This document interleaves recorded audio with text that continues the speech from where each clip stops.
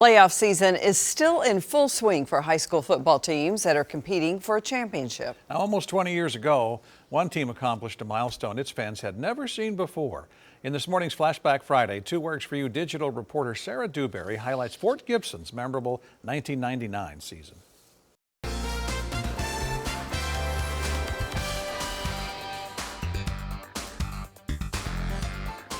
Hi and welcome to Flashback Friday. I'm Sarah Dewberry. High school football playoffs are here, and in 1999, the Fort Gibson Tigers were gearing up for their shot at the 4A state title, the first ever in school history.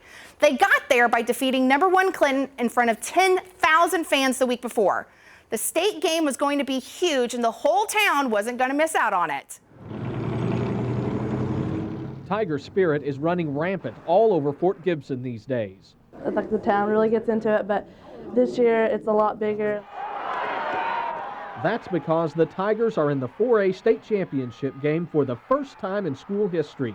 They got there by beating #1 ranked Clinton last week in a nail-biter at Union Tuttle Stadium. They're still talking about that on campus.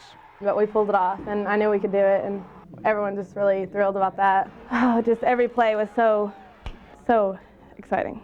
Now, everywhere you look, there's a sign proclaiming the possible. Fort Gibson could go all the way, thanks in no small part to the support fans have shown the players.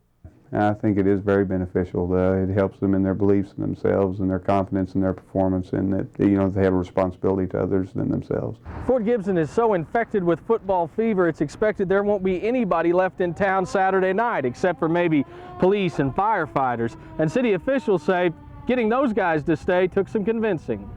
It will be safe. Our police chief, Mr. Slater, is going to be here and taking care of the town, and it'll be fine.